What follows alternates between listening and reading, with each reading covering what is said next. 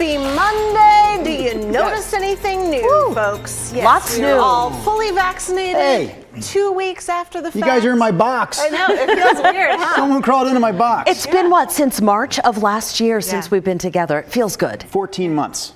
I have it more been to that say long? on this, Wow. but I'm thinking the people who are just waking up at 5 o'clock, their eyes are so blurry, they don't even notice that we're not in our boxes.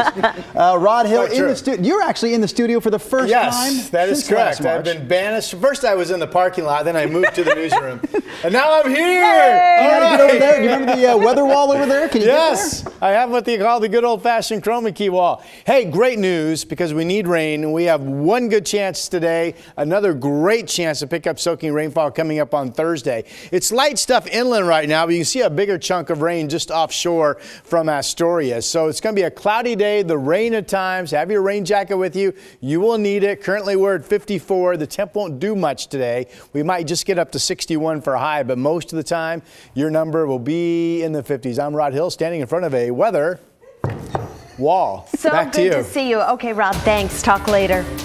Happening today, the city of Portland will start removing problematic homeless camps. Since the pandemic started, the city has scaled back sweeping those camps, partly to slow the spread of the virus. That's right, but now the city has new COVID-safe protocols in place for clearing those camps. So the question becomes, how will the city choose which camps get cleaned up first? Bryant Clerkley joins us live now to address that very question. Good morning, Bryant.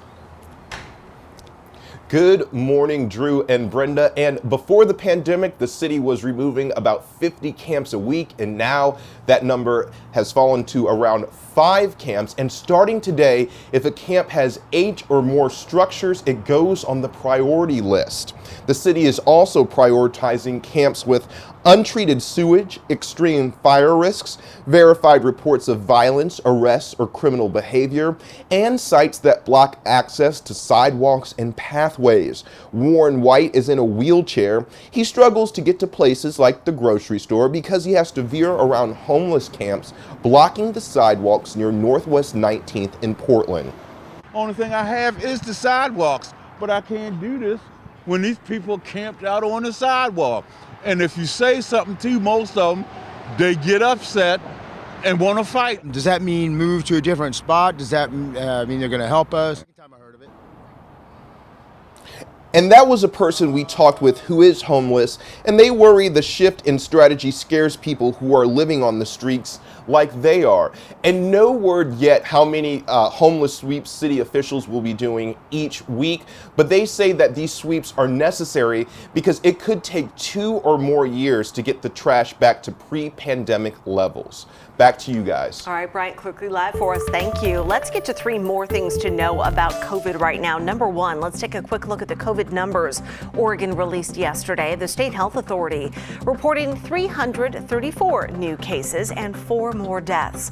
The number of people hospitalized or in an ICU bed is improving. The state has 248 people currently getting treatment, which has steadily declined over the weekend. Number 2, new cases nationwide are dropping. The 7-day average for new cases dropped below 30,000 a day last week. That's the lowest since last June. The average number of deaths over the last 7 days is at a rate not seen since July. Health experts credit the vaccine rollout for the dramatic turnaround, but they warn not enough Americans have been vaccinated to stop the spread. And number 3, the CDC is investigating an extremely rare possible side effect of the vaccine. Health officials say there have been 2 reported cases of a heart condition possibly linked to the vaccine in adolescents. That condition is called myocarditis, and it causes inflammation of the heart. Experts say the cases are mild, and there's a good chance it's related to other underlying causes. And those are your 3 things to know right now. Well, this weekend was the first one since Oregon released its new COVID guidelines that require people to show proof of vaccination in order to take their masks off inside businesses. We were curious, though, how did local churches handle their guests on Sunday? Tim Gordon found out. At St. Mary's Cathedral, it's a Sunday Mass with or without masks. The Archdiocese of Portland is not requiring them and is not following state guidance to verify vaccination at the door. This group outside attended a smaller baptism ceremony before the service. A young woman told us she's unvaccinated and was glad the church didn't ask. I think that's right. I don't think places really should be able to require that and ask that of someone's medical history. Other parishioners we spoke with were supportive of the church as well, but also prepared. I think you take all the precautions, but I think it's up to the individual to decide which is the right thing to do. I feel like you have to trust people. You know, it's just too much of a hassle to ask everybody to pull their cards out to make sure that they're vaccinated. I'm going to trust that they are. You're going to trust me? You're going to wear a mask? Yes. I'm going to be safe. Inside, it appeared roughly 70% of the people were wearing masks. The others were not. God be with you. And also with you. Trinity Episcopal Cathedral has been streaming services online during the pandemic. And for the past few months has held in-person worship as well, gradually increasing the number allowed in and requiring masks and social distancing. We've gotten really good at keeping one another safe. That's actually felt like holy work for us. Loving my neighbor is looking out for the safety of my neighbor. Nathan LaRude is dean of the cathedral. He says there are up to 150 or so inside and following church guidance on vaccine checks. We're under pretty clear instructions from our bishop that we will never police vaccination statuses. And so we don't police anything, right? Like you don't have to be a member, you don't have to be baptized, you don't have to be a Christian to be a part of this space. So it doesn't make sense for us to have that be a litmus test. Again, the difference here, everyone wears a mask as they enjoy seeing a baptism at the front of the cathedral this Sunday. And as people look forward to filling this church, hopefully in a few weeks' time, and getting back to all of the traditions. Just being able to sing together is one of the most powerful things I can imagine. And that's what I want my people to experience. Like, we have been without this for a long time, and we need it. Tim Gordon, KGW News.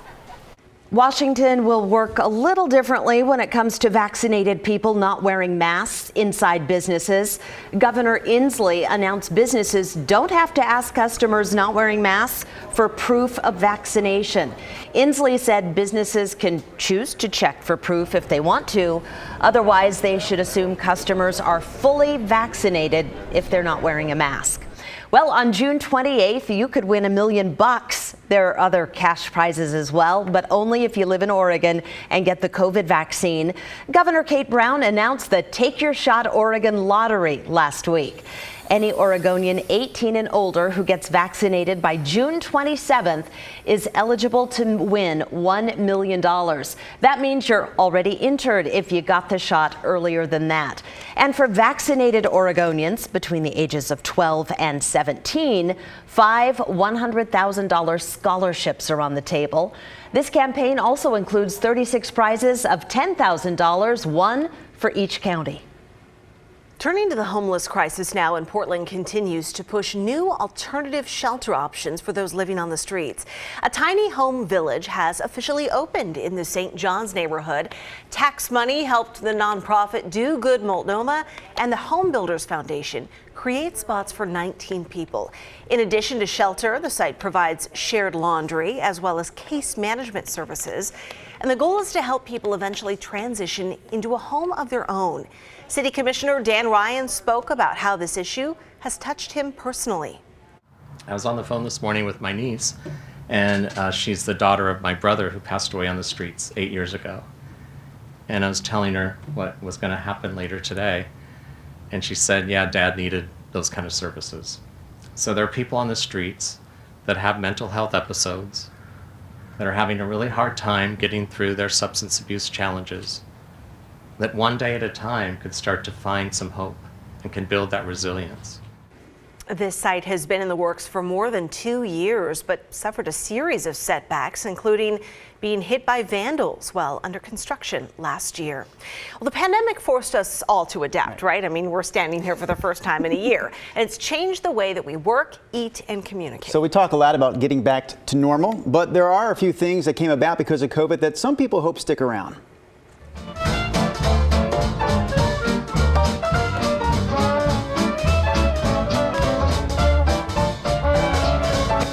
That right there is the Bridgetown Sextet playing from a Northeast Portland porch.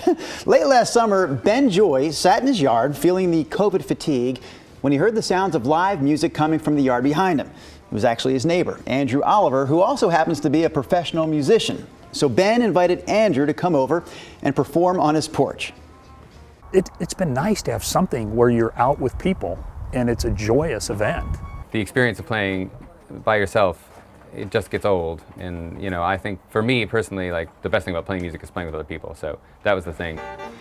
Before long, the Front Porch Concerts became a neighborhood block party, and after a successful summer of porch performances last year, they're bringing the concerts back here in 2021. I love it. They have their own little dance floor out there. That is perfect. Also good timing because there was some sunshine during the concert, but finally, Rod, we're getting some rain today. Yeah, this could be the wettest day potentially. I don't know if we'll make it or not, but if we get a quarter of an inch, it'll be the first time we have done so since March 7th. In one calendar day, which is just crazy long ago, right?